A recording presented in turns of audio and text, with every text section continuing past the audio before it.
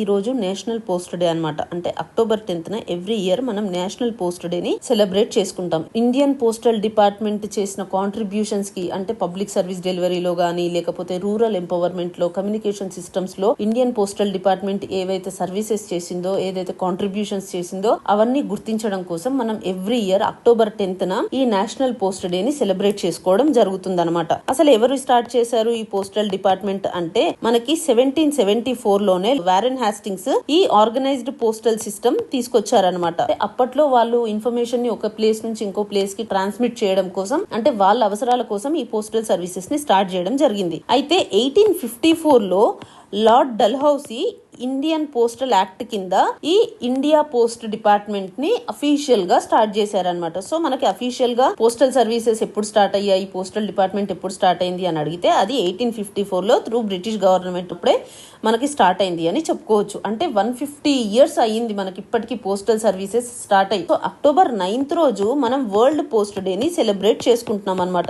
1874 లో స్విట్జర్లాండ్ లోని బర్న్ అనే ఒక సిటీలో యూనివర్సల్ పోస్టల్ యూనియన్ అనేది ఒకటి స్టార్ట్ చేశారనమాట. సో అందుకే మనం ఎవ్రీ ఇయర్ అక్టోబర్ 9th రోజు వరల్డ్ పోస్టల్ డే సెలబ్రేట్ చేసుకుంటున్నాం. అండ్ అక్టోబర్ 10th రోజు నేషనల్ పోస్ట్ డే సెలబ్రేట్ చేసుకుంటాం. 1982 నుంచి మనం ఈ నేషనల్ పోస్ట్ డేని సెలబ్రేట్ చేసుకోవడం జరుగుతుంది. అయితే మనం అందరం అబ్జర్వ్ చేసినట్టయితే మనకి పోస్ట్ కార్డ్ మీద ఒక 6 digit పిన్ కోడ్ అనేది ఉంటుందన్నమాట. అది మనకి 1972 ఆగస్ట్ 15th రోజు ఇంట్రడ్యూస్ చేయడం జరిగింది. సో ఎందుకు ఈ 6 digit పిన్ కోడ్ అంటే, ఏరియా టు ఏరియా, అంటే ఏరియా వైజ్ గా, స్టేట్ వైజ్ గా మనం ఈ పోస్ట్ కార్డ్స్ ని, లేకపోతే ఇంకేదైనా పోస్టల్ క్యారియర్స్ ని సెగ్రిగేట్ చేసి ఫాస్ట్ గా డెలివర్ చేయడం కోసం మనం ఈ 6 digit పిన్ కోడ్ ని తీసుకొచ్చారనమాట. శ్రీరామ్ బికజీ వేలంకర్ అనే ఒక పర్సన్ 6 digit పిన్ కోడ్ ని తీసుకురావడం జరిగిందనమాట. సో మనం ఇప్పుడు చూసుకున్నట్టయితే పోస్ట్ సర్వీసెస్ లో ఓన్లీ పోస్ట్ కార్డ్స్, లెటర్స్ మాత్రమే కాదు, అంటే ఫైనాన్షియల్ సర్వీసెస్ కూడా యూజ్ చేసుకోవచ్చు అంట. అండ్